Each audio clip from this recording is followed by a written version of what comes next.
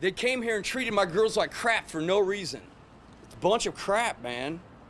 I'm not happy. We will not stop. Police bringing renewed hope that the murderer will be found. It gave me chills.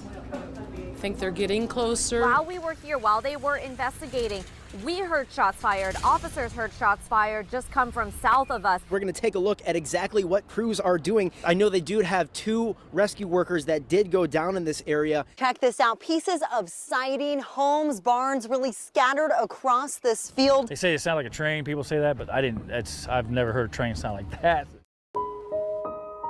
See my baby laying out there for 7 hours. I'm so hungry. Y'all don't want to do it. Y'all don't want to see it. Yes.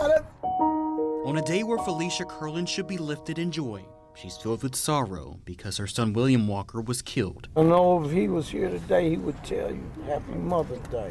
It's common to wonder at the end of one's life, did I make a difference? So we do not focus on what is seen, but on what is unseen. For Tyler Trent, For what is seen is temporary, what is unseen is eternal. the answer is found with those lucky enough to know him. Tyler Trent helped me to love God and love others more. Joe Whitmer is the pastor of local outreach for College Park Church.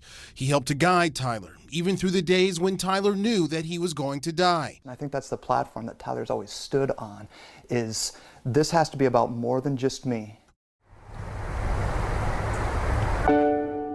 If the wind blows a certain way, it makes me think about it.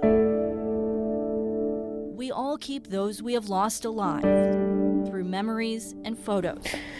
But to a mom grieving her child, it's not enough. It never goes away. It's like it just happened yesterday, every day.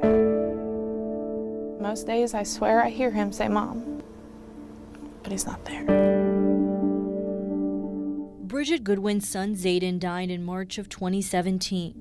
Just months ago, his biological father, Joshua Null, pleaded guilty to involuntary manslaughter, admitting that he caused his son's death. A death that, according to this written report, might have been prevented. After 3.5 years, You kind of go through some stages of grief. countless hours spent contemplating, I'm tired of it. doubting, I'm done with it. this survivor of sexual assault decided to step forward and try to do more. Hopefully I can help change the process in some way, draw some attention to it. She's speaking because her case still sits in limbo, or hiding her identity because detectives have reopened their investigation. It's an investigation that went nowhere back in 2015 when she first underwent an invasive examination, where a sexual assault nurse examiner asked her questions, collected evidence using swabs, and took photos. You're so full of this self-doubt. You don't want to believe it happened. You know it happened, but you don't want to believe that it happened to you. Cell Block 3 West. 14 housing units on this floor. You don't want to stay longer than you have to. Any given day, any given time, anything can occur. We have inmate on inmate assaults. I mean, there's mutual combat in this facility regularly. And it's constant? It's constant, yes. Hurry up, ladies. Meals on the range. But if you work for Deputy Chief Tanisha Creer, it pays big to stay as long as you can. Sounds like a job that should pay 6 figures. It sounds like it. Overtime at the Marion County Jail has skyrocketed by 535% from just $676,000 in 2014 to more than $3.5 million in 2017, an astronomical difference of nearly $3 million. Weiss believed his plate was unique, distinct. Your account has reached a low balance. Until one day last year when he started getting another driver's bills in the mail. Toll fees for crossing the bridge between Indiana and Kentucky. And on one of them, I was actually in California. None of these are mine. Weiss spent weeks wondering why he was getting charged. Let's see. He found this photo showing what looks like his license plate on someone else's car.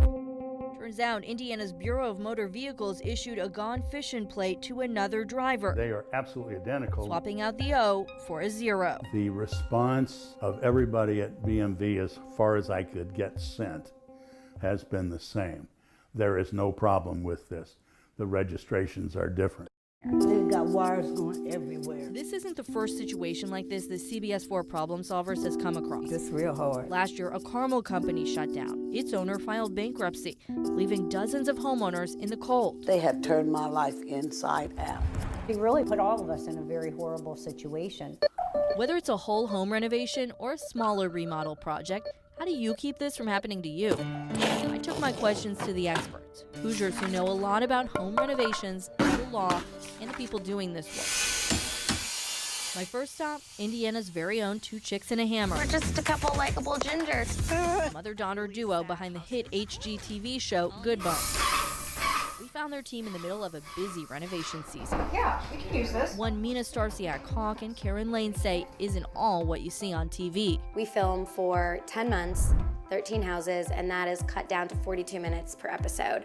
So in 42 minutes, it looks pretty darn easy. You should have received something in the mail. Hello. Please press 1 and hold the line. We encounter a serious issue coming out of your computer. Before you take that call, you might want to know who it is. Press 1 now. Because if listening is believing, And it's very important. we'd all be making a lot of money right now. Hello and congratulations. And getting in a lot of trouble. You will be taken under custody by the local cop. At least 5, 6 a week. This call is from... They come from every area code in the book. Jeff Kelso knows the calls well. My son gets the calls, my daughter gets the calls, all my neighbors get the calls. A good friend of mine called me. She was having a really hard time, and she told me she had been thinking about killing herself. That right there is Tracy Carter, a Hoosier that desperately called the Suicide Prevention Lifeline last year, hoping someone, anyone, could help her suicidal friend. I'm talking to her. I'm saying, you know, please don't do this. She's crying. I'm trying to hold back tears. But when the panicked pair dialed the 800 number, they were unexpectedly put on hold. While loud music played in our ear. These are cases we've been working on for weeks. Ruth, Robin, Matt, and Melissa all have similar stories to tell. I'm pissed. I'm not happy. How can you do that to people? They're trying to get to the bottom of what they believe was bad business. I saw you on TV, and I thought, I don't know what else to do. My investigation started with Ruth. She and her husband said they hired Michael Fisher in 2018 to power wash and then spray their deck with a protective coating. He looked at us in the eye when he was talking to us, and it was kind of expensive, but we thought lifetime warranty, it was a good deal. It was worth it for you. It was worth it. Lay on your horn, block the road, do whatever you can. You're never going to get in trouble for trying to stop somebody from breaking the law and promoting safety for our kids. A concerned Anderson mother sent us that video. What she saw is far from rare. On April 23rd, a little more than half the districts in the state took a survey, monitoring school bus stop arm violations. That day, bus drivers tallied 2,530 infractions. Times that by 180 school days, that's more than 455,000 a school year. Double that to include the whole state, you're approaching 1 million. No matter where you're at, come to that stop when you see the bus and you see the red stop arm out. This is actually called a bevel gear. For clockmaker J.J. Smith, every clock has a story to tell. I get a rush going up in these towers all the time. Stories told by iron and steel, slowly turning through the decades. It's a lot of sweat, blood, and tears went into building this thing. The inner workings ensconced in history, names scrawled in graphite lead. You can see where the old weight stacks are, you can see the old knob and tubes. While updated for modern convenience, many pieces are 1896 originals. It's been the focal point of this community for about 122 years. Until about a month ago when the hand stopped working. Now today, people in Greenfield will see this old clock tell time once again. If you listen closely, you can hear the echoes in the grandstands. Elio Castro-Neves has won the Indianapolis 500. Even when the track's empty, you can still see the images in your mind's eye of the greatest spectacle in racing. But if you're really lucky, you don't have to watch or listen very hard at all. I still can't believe I work at the Indianapolis Motor Speedway, let alone in the position where I am today. Doug Bowles provided a view of the Indianapolis Motor Speedway. It is a magical place. Rarely seen by anyone but the greatest drivers in the world. We're on the same spot that Chevrolet Brothers and Ray Haroon and Wilbur Shaw and all of our historic legends drove. Doug's an experienced race car driver himself, but on this day, he's running hot laps as the Speedway president in this year's Pace Car, a 2019 Corvette Grand Sport. It's one of the perks of the job. He's an inspiration to me and my kids. Sorry. A man who gave everything and asked for nothing would now see the tables turn. Hey, welcome home. While Brian was away visiting family out of state, Bob's Furniture moved in $25,000 worth of new furniture, and the Indianapolis Colts were in on the surprise. We want to give you guys tickets to this next game against Jacksonville Jaguars. As running back Naeem Hines presented the family with tickets, Blue made himself at home. The cheerleaders taught the kids some cheers, and Brian taught us all a lesson on humility. It's amazing. I'm still kind of taking it in. It's a lot to take in, but it's pretty cool. Even Neil Armstrong has stated that was a victim of circumstances.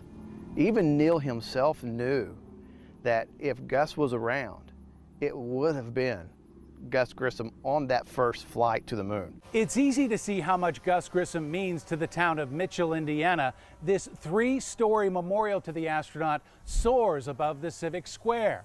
And it's also easy to think how Mitchell's history would have changed if Gus Grissom had become the first man on the moon. But at the same time, I think the community still can take a lot of pride in the advancements that he was part of. Met my boyfriend after we both graduated from high school. The year was 1943. He was drafted, and I thought, well, I'm going to do something. So I went out to give blood. And Vera Knuckles, determined to serve her country, was about to make a decision that would change the course of her life. I weighed 106 pounds, and you have to weigh 110 pounds. And I thought, well, I'll fool you. So I walked across to Fort Harrison and enlisted. 2 weeks later, she left Indiana for Women's Army Corps basic training in Chattanooga, Tennessee. Well on her way to becoming a mess sergeant, supervising cooks and bakers, and feeding Army and Air Force trainees on their way into battle. I knew I wanted to be a part of the effort, and I figured that food service is part of it, because the Army moves on its stomach.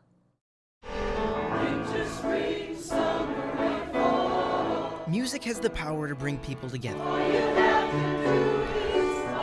connecting us to each other and to ourselves. We're seeing just this gift of music reconnect people to their stories, to who they are. For everyone in this room, Alzheimer's or dementia is changing daily life. Quite a journey, quite a journey. A life that for Shannon and Dave Belt began at senior prom, then on to 44 years of marriage and a diagnosis of dementia. Shannon knows exactly what she wants to say, but getting the right words out and having them come out is a bit of a challenge. You've got a friend in me. But here in their weekly chorus practice,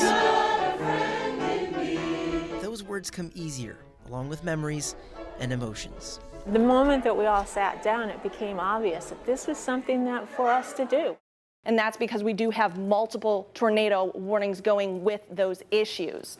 And when we talk about rotating winds within a storm, what we're seeing is winds rotating in the upper levels of the atmosphere. So we use that information to issue a tornado warning before anything touches down. Now that the sun is up, we're getting a much clearer picture of the scale of this damage. From this direction to this direction, we're seeing tons of trees either uprooted or broken in half. And I just spoke with the homeowner who lives somewhere back in there through all of the branches and the downed trees. He says he estimates that there are hundreds of trees down all around his home. And then all of a sudden, rain just unloaded going sideways and it started to hail. Just seconds later. 15 seconds of mayhem. It's amazing how much damage can happen. Greg Reedy looked across the street to see his neighbor's property. Nothing can be replaced. Like this. hit this one enough to take out the pole barn, and well, as you can see in the background, the grain bin, and then dislodged another one and damaged the third one, and stuff still falling down. What was once a pole barn is now a tilted wall, pieces of it landing into the treetops and across the property. The damage is pretty extensive here. You can see where pieces of the barn and silo are thrown about into the trees all throughout this yard, all the way to where this big tree was ripped out of the ground, thankfully just missing the house. But even beyond that, more debris is thrown, leaving a pretty big cleanup ahead. There is damage everywhere here in Pendleton. You can see some of it in this street right behind me. There are just streets lining this area, but it's this one right over here that is catching everyone's attention, and it's really not surprising when you see it. Just to give you an idea of how big this is, my height is 5'6", so the width of this root base is probably double that. 2 days after a windstorm ripped here through Eaton, community members are coming together to pick up the pieces and pick up each other. When sifting through the remnants of your home, life's blessings can be hard to find. It's pretty bad. A semi has just tagged a car just at about 281st Street. I got to admit to you right now, Rachel, the vehicle is off into the ditch. He is out of the vehicle. Unfortunately, for safety's sake, we are not stopping. We are just progressing along. I was sitting there watching the ball game. All of a sudden, I hear this rumbling and shaking. It took just moments. Looked out there and the tree had fallen on my porch. For this tree to crash through retired firefighter Patrick Thomas's porch, I couldn't believe it. leaving this mess and his friend sitting outside, Worrying about Sheila sitting out there. miraculously okay. But beyond his neighborhood, stay home if you can. Hamilton County crews are battling with the winter storm too. It's those extra steps, finishing touches, that make snow driving an art form. Spaz out and try to yank your wheel. Wesley Garst is with the Boone County Sheriff's Office. Right now we currently have 2 slide-offs in the county. He says Boone County is unique, home to an abundance of major highways. We do get our fair share of crashes and slide-offs. Right now, we're not ready to pull up a formal net yet, but we are watching the radars. Sharp focus in Hamilton County. Clear, thank you. The area was under a tornado watch for part of the afternoon. But we probably have at least probably close to 50 people that are on standby right now, ready to come in or respond out in the field. Shane Booker is the executive director of the county's emergency management. When the warning came out, they activated their storm plan, bringing in a few professionals to monitor the radars and radios. Roger, the same at this location. Looking for any information you might need to know. We serve as a central point where the radio amateurs throughout Hamilton County are able to call us with observations. This Medal of the Purple Heart was given to somebody who died, protecting our freedoms, and to see it auctioned off on eBay, it's like his life, and his life is being auctioned on eBay. So David, being a veteran himself, bought it. It's crazy, right? And he started researching. He found Sergeant Moore's obituary, and listed there were possible family members. David doesn't do social media, so he turned to the CBS4 problem solvers instead. So I reached out to you all, and amazing, rest is history, right? Amazingly, I was surprised with how quickly you were able to make connections. Yep. Within hours. I thought, wow, that was fast. Hello. We tracked down Sergeant Moore's daughter, Janae Patterson. We got all of my dad's personal items when I was about, I think, probably in the 2nd grade. This box came and it had his helmet and his underwear and just bizarre things. And it had a couple of medals in there. Neither one was a Purple Heart. I've been through a lot of rice paddies and climbing up trees. And for the Souder brothers, their time in Vietnam was not only difficult because of their missions. It was just like we missed each other, And now they hope a once-in-a-lifetime trip this weekend will help fill those gaps. We'd go down there every year and spend a few days down there with our dad. And he passed away, and we haven't done that. We just haven't done anything. James, David, and Joe were invited to go on the Indy Honor Flight, a one-day free trip to Washington, D.C. with 85 other veterans of World War II, Korea, and Vietnam. visiting memorials and honoring their time in the service the way they should have been honored years ago. Even though we didn't get too much acceptance back then. This is an opportunity for the community to show their support, to show their gratitude. A trip that the Souter brothers will cherish together. A very short but very heartfelt thank you. And we're doing something together. This is Leah, L-I-A. She has a twin. Kind of. That she never leaves home without. How much do you love her? Do you love her a whole lot? Yeah. Lydia was diagnosed with leukemia in April 2018. B-cell ALL. She started treatment right away. The family, though, wasn't so scared of that as they were of some of the side effects. One in particular, little Lydia did not want to lose her hair. So Lydia had never had a haircut in her life. She was afraid if she got her hair cut, she would look like her dad, who's military. A scary time, but one doll helped the family cope. Who sent Leah to you? My fairy godmother. This American Girl doll, one like so many of you have out there at home, named Leah. When she saw the doll, when she opened it up, she said, "Mom, she looks just like me." We are getting ready to launch on the water right now. We are questioning the possibility of potential tornado. It looks like a jungle. At least a quarter mile. Where I'm standing currently is the designated trail for the peninsula area. You can see the damaged carcinite post, which indicates to folks where the trail is at. Here it is, covered in trees. Normally, Jason's prosthetic leg is a big help, but when it comes to squeezing into the Soapbox Derby car, he's better off without it. I got fit inside the car, had to take off my leg, got inside the car, and I was like, yeah, I like this. His other concern was being able to use the brake. In the Masters division, we have hand brakes, so it worked out great. Less than a month later, Jason is driving like a natural, zipping down the Derby Hill at more than 30 miles an hour. It's a tight fit for him, but he gets in and he drives very well. He's perfected his own technique of getting in and out of the Derby car and always helps to load it on the trailer. Don't let this hold me back and keep going for the goals that I want to go for. Firefighters go through this training every single year. They focus on bodies of water like this, but they are also seeing a number of calls on land too because of this recent rain. We were the only ones invited to the training today. It's these life-threatening calls they hope to never see, but need to prepare for. Unlike this scenario, firefighters say most people do not wear life vests. That's why they now use a drone to drop one down to them in a rescue. It's routine stuff that's become so important this season because this June in Indianapolis is the wettest in 10 years. We have areas and bodies of water that didn't normally exist that do exist, and we want to make sure our guys are prepared.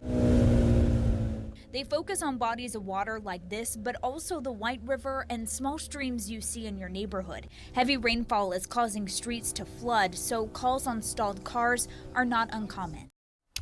Tucked away in an office in his downtown home, Dr. Woody Myers tends to the details of his campaign for governor, and he's not kidding himself when it comes to the cost. We believe that it's going to cost north of $15 million, probably closer to $20 million over the period of time between now and the election. Woodrow Myers was born in Indianapolis. His mother was a teacher, his dad a landscaper, and Woody was a kid who loved to learn. I remember as an IPS student, back in the old days, there was something called the Music Memory Contest that out at Cluse Hall, where we would go out there and we would guess the name of the song or the composition, and we would have to write it down, and we got an award if we got it all. I love that. We have team coverage with crews with both the Hogsett and Merritt campaigns. We start with CBS4's Kayla Sullivan with reaction now from Mayor Hogsett. Kayla. Mayor Joe Hogsett credits bipartisanship and working together to get things done. Can we take anything away from this election night and really read into it for the next election? Local politics is always local, but I will say this, Marion County is definitively, unquestionably a Democratic stronghold. President Trump this afternoon did not fail to show his support for gun rights too.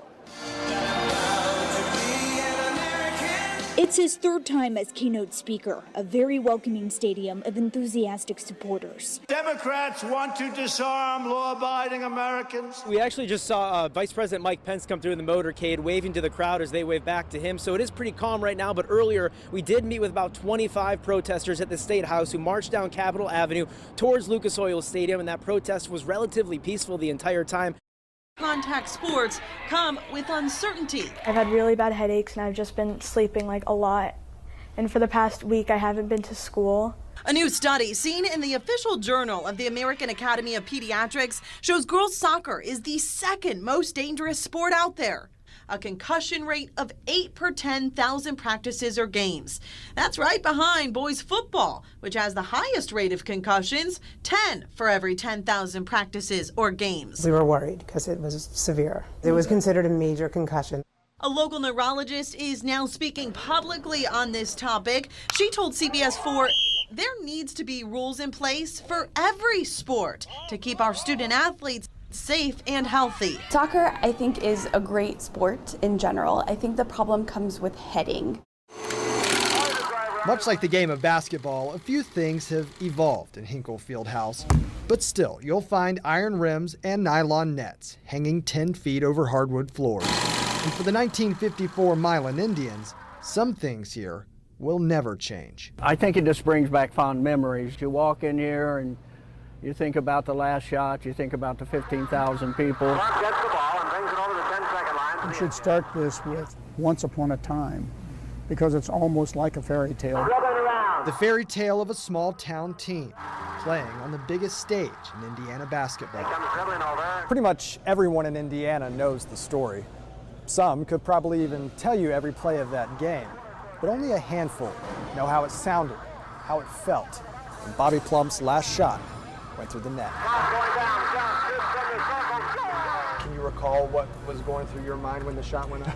Yes, nothing. Better to hit it. No, nothing, really. You know, if you think it's too late, you just react, and the buzzer went off and pandemonium. The moment would become an inspiration for generations to come. This isn't how I envisioned this or planned this, but I am going to retire. This is not an easy decision. Honestly, it's the hardest decision of my life.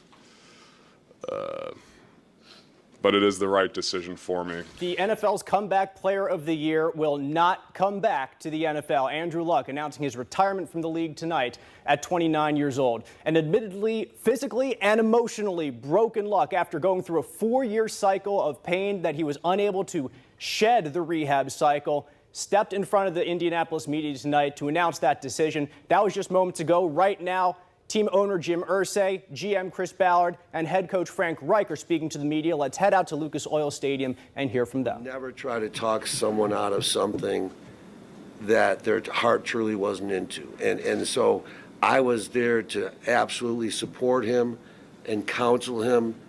Big decisions you hold off on. As long as you can, hold off on them.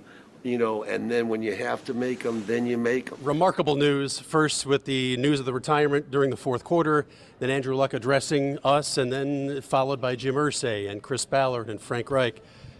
Have you ever seen a day in all your days covering this football team that comes close to this? No, people are going to link this to Peyton Manning being released back in, when was it, 2012 offseason, going into the 2012 season, but we sort of sensed that. No surprise, the New England Patriots are Super Bowl champions again, and we were on the field for the postgame celebration. Let me take you inside Mercedes-Benz Stadium. The confetti was coming down, red, white, and blue, in from the rafters at Mercedes-Benz Stadium, where some guys on the field are getting used to this, right? But 4 former Colts got their first taste of a title. Lawrence Guy, John Simon, Philip Dorsett, and Dwayne Allen. They are all first-time Super Bowl champs, and Allen was almost speechless when we talked to him on the field. Yeah, it is all worth it. It is as good as it seems outside looking in. Have you had a chance to get your hand on the trophy yet, Dwayne? I did. Got a couple pictures. You know, might get mono from kissing it, but you know, it's gonna be worth it. It's gonna be worth it. Hello from a snowy Arrowhead Stadium. This is the site of the big divisional round matchup. The Colts, the 6th seed, Kansas City, the 1 seed, and both of these teams will be playing another foe, Mother Nature. Has it sunk in yet? What a spectacular day. What a month.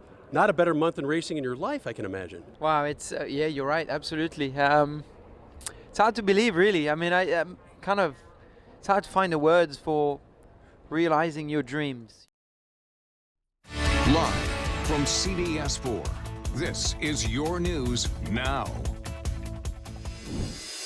Madison, Miami, and Grant County waking up to extensive damage left behind from last night's storms. The official reports that they got, multiple tornado reports out that direction, also strong winds that did reach 60 miles an hour. In Pendleton, this root from this tree ripped entirely out of the ground, and some of the downed power lines in this area also a major issue. Then there's this in Miami County. It looks like the winds just came through right here in a straight line, because trees like this one, it's about 1 foot in diameter, was split in half. We know at least one house was flattened. Well, everything's demolished. The house is flipped sideways. And we're getting similar reports in Grant County. Some of the shingles look like they were blown off by some of those strong winds. We've got team coverage as you head out the door.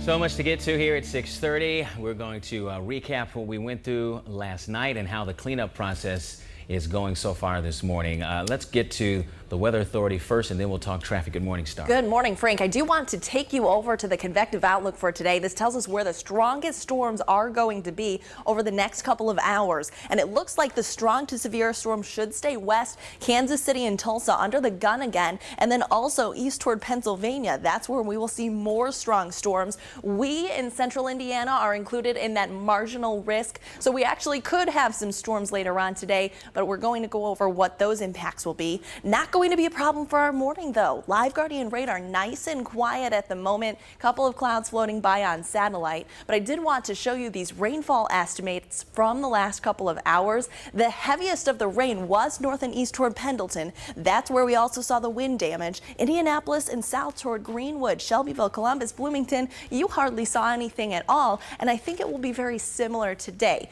South of Indianapolis hardly gets any rain. Indianapolis and north, though, could get a couple more storms once we head toward 3 o'clock and beyond. Right now, though, very quiet, surrounding areas not experiencing any wet weather.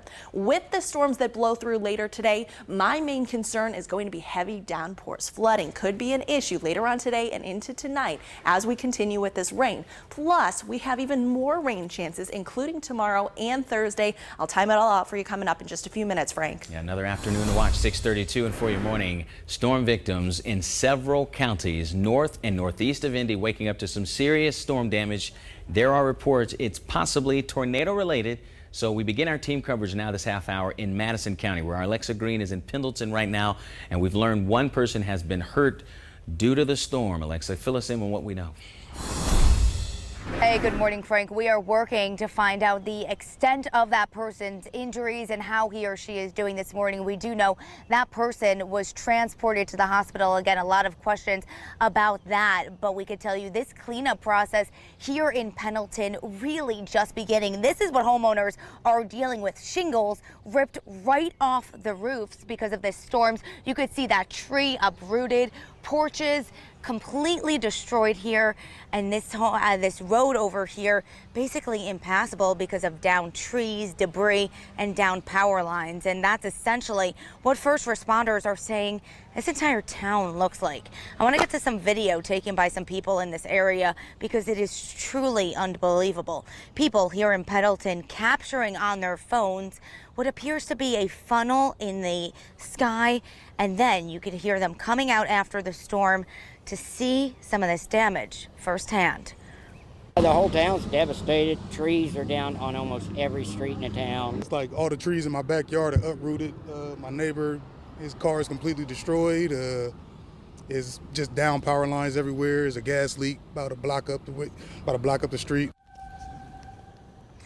and getting around is still a major issue this morning. State police telling us within the past 15 minutes that all traffic in Pendleton has been suspended until further notice. Emergency crews saying right now this area is simply not safe and they don't want people walking or driving around.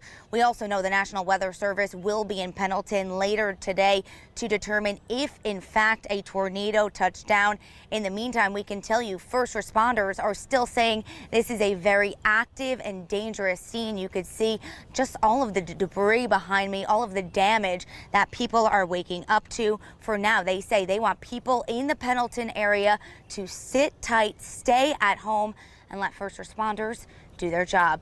For now, we're live in Pendleton. Alexa Green, CBS4 News. A lot of close calls. Could have been worse. We have one injury. Could have been worse. So here we are with a video of what appears to be a funnel cloud tornado. We're still looking into that and waiting for the National Weather Service to spell this out. But this is near northeast Noblesville, and it is believed this is the storm that hit Pendleton. What a viewpoint that is. Also, how about these images? A viewer spotted this northwest of Sweetser in Grant County. Could be the infant stages of a tornado as well. Storm clouds that are ominous in Anderson now, near the I-69 and MLK exits. A woman says she was driving home when the tornado warning started, so she got off the interstate and says clouds were rotating above her. Well, we are continuing our storm coverage now in Miami County. That's where Colby Thielen is live now. And Colby, what are you seeing there? Well, Frank, now that the sun is up, we're getting a much clearer picture of the scale of this damage. From this direction to this direction, we're seeing tons of trees either uprooted or broken in half. And I just spoke with the homeowner who lives somewhere back in there through all of the branches and the downed trees. He says he estimates that there are hundreds of trees down all around his home.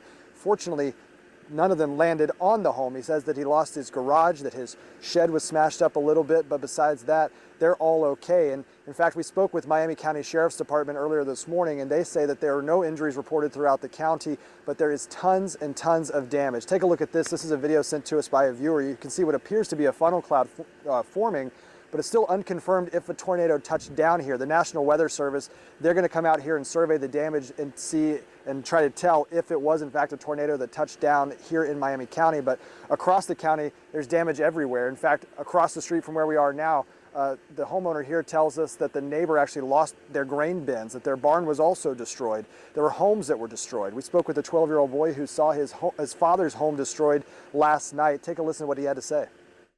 Like demolished. I don't know, really, like just saddened that they got demolished and now they have to start over. To start over. It's really hard to hear that and to see the footage of that. A lot of people are in the same boat this morning, whether it's their home, whether it's their barn, or just like here, trees down everywhere. He says it's going to take so long to clean up. And he said before the storm rolled through, his home looked like a city park, that his lawn was manicured, that he had nice trees everywhere. Now he says all that's left to look at are pictures. Frank, I'll send it back to you. It's going to be a while before it looks even close to what it once looked like. 6:37. Storm reports have been coming in from all over the northern part of Indiana. Another ominous cloud here from the east side of Lafayette, Indiana. Sirens were going off yesterday. Here we have video of a funnel cloud out of northwest Indiana. This is the town of Dyer near Cherville. Tornadoes also touched down last night in Iowa and Illinois. The Midwest slammed again. So look, you can stay alert anytime with the free Indy Weather Authority app. You can track live Guardian radar, get weather warnings right to your smartphone for your protection.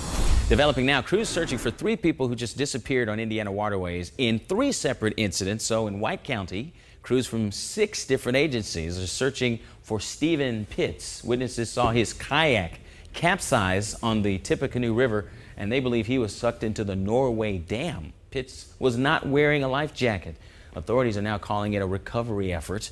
Conservation officers still looking for 52-year-old Terrence Williams, who fell from his canoe in the White River in Indy on Saturday. And they had a vigil for 4-year-old Owen Jones, who was last seen as he was swept away in Deer Creek in Delphi. His family was joined by countless members of the community for their support. Today begins day 6 since Owen was last seen, and crews were back out on the water yesterday. Right now, we know the water is high and the current's strong still in areas, and authorities are warning everyone to simply be alert if you get out on the water. Developing now, a cyclist in Brownsburg has a message as he mends from getting hit by a car. Dan Birch and his wife were not even a mile into their 20-mile bike ride when he was hit on Green Street in Brownsburg. He says a car came off the ramp and just hit him. He's got 31 stitches and says he's been left with bruises all over his body. Birch is begging drivers to slow down and pay attention, especially with the summer months approaching. And we reached out to Brownsburg police to ask if the driver got a ticket. We have not yet heard back. May's National Military Appreciation Month, and we are recognizing our Hoosier heroes. And we honor now Raymond Calvert, originally from Shelbyville. He served during World War I as an aviation mechanic for the Army. Calvert was based in France during the war, and we remember and thank him.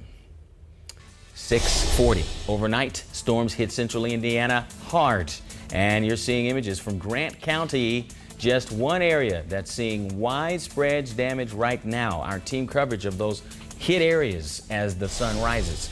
Train travel a go again from Indy to Chicago, the new crowdsourced option for those heading to the Windy City and back.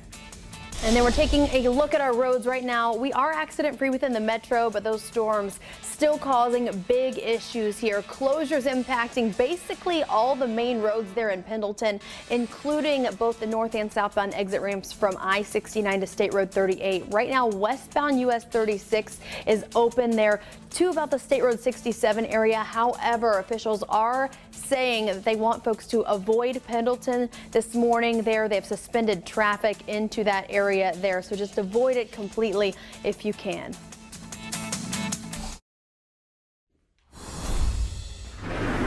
.644 and a live look outside. Things look a lot better now than we saw yesterday evening. I'm Frank Mickens. It's all clear as the sun's coming up. However, we have several counties in our area still reeling from the beating we took from those storms. So this is just a look at some of the damage left behind in some counties. Viewers telling us they spotted what could be tornadoes. That is yet to be determined. The National Weather Service will be out, we do know, in the next couple of hours. But we know the greater Midwest got slammed. That storm system we saw left behind all this in Ohio. The National Weather Service is reporting 2 suspected tornadoes hit the Dayton, Ohio area about 30 minutes apart, and they report there are more than 70,000 power outages across Ohio, affecting more than 5 million people. Crews used plows to scrape debris off the side of southbound I-75. That's how bad the damage was. Severe weather also hitting Illinois. In the storm's aftermath, residents reporting broken windows and screens, flooded roads, and yes, more power outages. 1 minute the sky seems clear, or at least, you know, the weather's decent. Next thing you're just getting hit like a raging storm. Wow. Yeah, it just came down fast and unexpected. Well, a tornado watch was put in place in other parts of the state as well. And meanwhile, cleanup is happening in Floyd County, Iowa, after an EF1 tornado has confirmed touchdown in Charles City. That is more than 130 miles northwest of Iowa City. More than 10 structures damaged in that area, as well as the Floyd County Fairgrounds, and there are reports of possible tornadoes in Houghton and Burlington. Now, closer to home now at 6:45, we have crews in Miami, Grant, and Madison counties right now. And yes, we have meteorologist Star Derry here keeping an eye on things. Let's go to Star right now. Star? Morning, Frank, and we are going to quiet things down here for the next couple of hours. So the families who are dealing with all of these problems from last night's storms, you do have some time so that you can start the cleanup process. It is already really warm and humid, 72 degrees as you're heading out the door. 70s pretty much area wide. We have 71 in Anderson, 73 in Franklin. Good morning to Bloomington. You're at 73 degrees. And we do still have a little bit of a breeze. That is out of the south and west. That's just going to keep pumping in more heat and humidity. So we'll be back into the 80s by this afternoon. But here it is, nice and quiet in central Indiana with the hefty storm still off to the northern plains. Those going to continue to slide into Iowa within the next couple of hours, and it's still going to be a while before we see any wet weather. Here's how that times out. Future View keeps us dry all the way through lunchtime, so you want to go outside, maybe do some grilling for lunch. You can certainly do that. But after 3 o'clock, we will start to see some storms firing up north toward Kokomo. Those are going to slide south between about 5 and 7. This model really fizzles them out, but I do think that we still could get a couple of storms as far south as Lebanon, into Carmel, and into Indianapolis,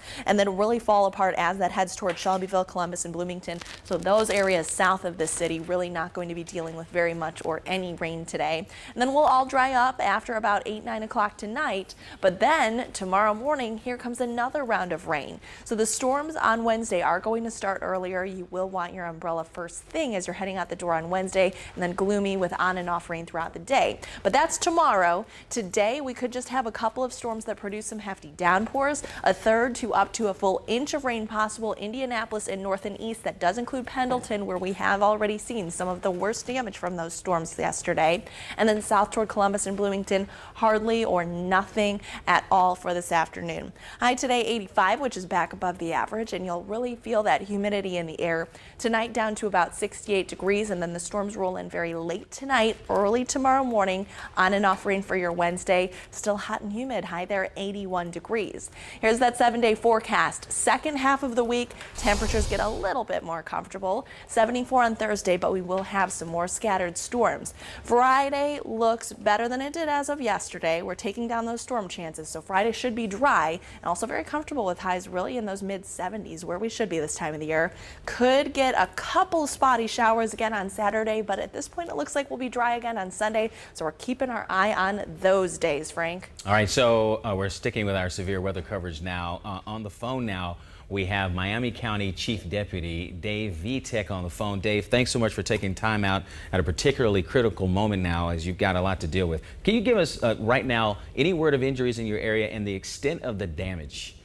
Well, thank you. Good morning, Frank. I am very pleased to report our update as of 6 a.m. this morning. We still have no reports of any injuries from any of the storm damage up here. We're going to continue to assess the situation. The National Weather Service will be out this morning with our emergency management personnel, and they'll be making confirmation on what we do believe to be several tornadoes that hit. We actually had tornadoes strike about 20 miles apart throughout Miami County. Our county is 32 miles long north to south. During the storms, we also had a car crash on US 31 that was weather-related and overturned a truck and trailer that then shut down both lanes of US 31, which then hampered our efforts trying to get personnel to the site of the storm damage. So a very busy night here in Miami County. Now, in terms of structures damaged, how bad is it, and do you have any safety concerns right now? We have had reports of several homes. We have barns and structures damaged. Some homes have been completely destroyed. Again, our first line of storms went through around 7:30 in the south central part of our county, around County Road 650 South and Strawtown Pike, and County Road 150 East and County Road 550 South out near the Mississinawa Reservoir. We did have homes damaged out there, a lot of power lines down and trees down. About 10 minutes later, the second line of storms and possible tornado hit the Macy, Gilead, Macy Middle Arc Road area up north, and that's extensive damage up there. There were several homes destroyed. Again, no injuries. One of our biggest concerns in the northern part was we have a 765,000 volt transmission line that runs the length of our county. One of those towers was toppled across the roadway, and that line was still energized for several hours before we could get crews to come in and safely get that line de-energized. So we had a major safety concern in the dark, a lot of standing water and a lot of high voltage up there. But I am happy to report that we now have that situation under control. County Highway is still continuing to clear the roads, and residents and neighbors are working with each other, and the cleanup is underway as the sun comes up. All right. Well, that's all good news that the process has started. Thanks so very much, Dave. We appreciate it. Thanks for your hard work in helping our community. Let's get to Rachel now and get the latest on how this is impacting traffic. I mean, you know, at this point, Frank, they've still suspended all traffic into Pendleton, so they're asking folks to just avoid the area in general. Taking a closer look, you can see where all of these really main roads had been shut down, and this has been the case throughout the morning here. So again, they are saying, you know, they are suspending traffic into Pendleton there until crews can get that debris cleared and until power can be restored. Also taking another look here up in Kokomo, something new coming in. Traffic signals are out there at Sycamore Street at State Road 931, so treat that one like a four-way stop. A little closer to the metro. Here's a look near our downtown I-65 near Washington Street. They're moving fairly well right now. A little busier here. You can see southbound 465 at Fall Creek. Looks like we have a disabled vehicle there pulled off to that far right shoulder, not causing any major backups. And I believe Drive Cam also out and about right now. I believe he's in the downtown area. And looks like that is still the case there. Right by the JW Marriott, and you can see things just beginning to wake up in that downtown area right now, Frank. Okay, so we're going to move away from weather for a second and talk about racing, okay? It seems like a few years ago, IndyCar driver Simon Pagenaud was learning how to be competitive on an oval course he never raced on. And now the Frenchman banking more than $2.5 million for winning the greatest spectacle in racing. Simon says he partied until the wee hours of Memorial Day, got about 90 minutes of sleep, then headed back in uniform to the track for the annual winner's photo, complete with the winner's wreath and that bottle of milk. Now at the awards banquet, Simon told us about another special moment. When you're a foreigner, or even if you're American, I'm sure, for the President of the United States to call you and talk to you about the race you just ran, so it was just incredible. I felt so proud. We're going to take the BorgWarner to France. The CEO of BorgWarner is French. His name is Fred, and we got to know each other this weekend. And yeah, we're taking it to France, probably to my hometown in Paris. It's a French takeover here. And the beat goes on for the captain, Roger Penske, rolling to his 18th 500 win, his second in a row, second straight IMS sweep. And yeah, his team just keeps having the most impressive backing, the top teams and crew members, and yet another first-time 500 champion. It's all clicking for Penske, Team Penske. Happening today, several families at Riley Hospital for Children will get to meet Colts linebacker Darius Leonard. He's going to be at Circle Center Mall signing autographs for patients and their families. This is going on from 6:30 to 8 inside the Collector's Den. There's a new crowdsourced bus service that hopes to offer travelers another option between Indy and Chicago. Transportation company Our Bus will launch a 2-month pilot of daily round-trip service starting July 1st, just a day after Amtrak's Hoosier State train ends operations. The New York-based company is planning routes based on customer feedback, and the plan is to charge an initial $10 and eventually go up to $40. Buses will leave Indy in the morning and return from Chicago in the evening. Well, this year's measles outbreak now reaching levels we haven't seen in 25 years. The CDC is reporting 940 confirmed cases in the U.S. so far this year. So that is 60 more than last week. Officials say we are very close to surpassing the 1994 outbreak. Back then, America hit 963 confirmed cases of measles. So as it stands now, 26 states have confirmed cases. New York seeing the worst with more cases reported weekly than any other state. So far, Illinois has 8 confirmed cases. Developing now, we've got quite the crime investigation connected to a suitcase found in a creek on the near southeast side of Indy. 2 passersby found this suitcase, and inside were human remains. This was on Villa Avenue near Bean Creek. IMPD is not saying if it's a man or a woman. They have said it does not seem to be a baby or a small child. Investigators are now working to figure out how the person died and how they ended up in that suitcase. Breaking now at 6:55, we've just learned Noblesville police are monitoring an anonymous threat referencing Noblesville West Middle School. The district is now saying a social media exchange regarding the school shooting last May escalated over the weekend, leading to this anonymous threat. And a note did go out to parents, and students are going to see an increased police presence today. Kids that want to stay home, of course, are going to get excused, so we'll continue digging on information on that developing story. Right now at 6:56, we've got crews all over central Indiana right now monitoring reports of storm damage. It was a serious storm system. Samantha Myers is live in Grant County, and Sam, you've seen some pretty incredible footage of a funnel cloud. We're on West 500 North near Jalapa. There is a lot of damage in this area. You can see all the tree limbs that are down right here, but behind them, downed power lines, making this area pretty dangerous at the moment. So if you are driving around here this morning or today, be careful as you drive around. Be on the lookout for any downed power lines. But look at all this damage. Look at these trees. There's so many trees that look like they've just been cut in half by strong winds. There's a lot of trash, debris mixed in there. A train spotter reported seeing a funnel at 8:13 last night, reported debris being thrown around. That's what we're seeing here. There's also a lot of flooding in this area near 500 West and 500 West and 500 North.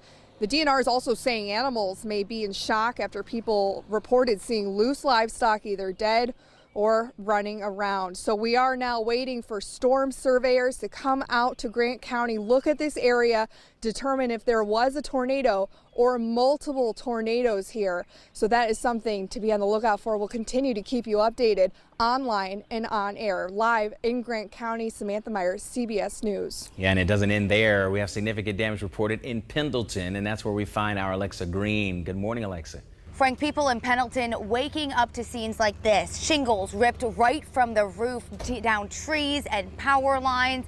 As you can see, some of these roots ripped right out of the grounds, and homeowners waking up to destruction. You could see that fence toppled over, that porch sustaining some serious damage. And first responders also telling us some roofs even ripped off of some homes here. We do know that one person was injured during this storm and taken to the hospital. This morning, we're asking emergency officials the extent of their injuries and how he or she is doing. I want to get to some of this video, though, captured by people living here in Pendleton. They were able to capture what appeared to be a funnel in the sky. And this morning, this cleanup effort is really just beginning. Several main roads into Pendleton remain closed off. That includes State Roads 38, 132, and 9. Right now, we're told first responders are gathering to start figuring out where and how to begin this cleanup process. But this morning, they are asking people to remain home while they assess this damage and really figure out what their next move is. That's the latest in Pendleton. Alexa Green, CBS4 News. Yeah, it's going to be a slow and steady process cleaning up. So you can stay alert anytime with our free Indy Weather Authority app. You can track live Guardian radar and get those weather warnings right to your smartphone. Definitely download that because we do have more storms heading this direction. They're not going to be until later today, mainly after 3 o'clock. We are going to have plenty of dry time until then, and it's hot and humid already, waking up in the 70s, high today 85.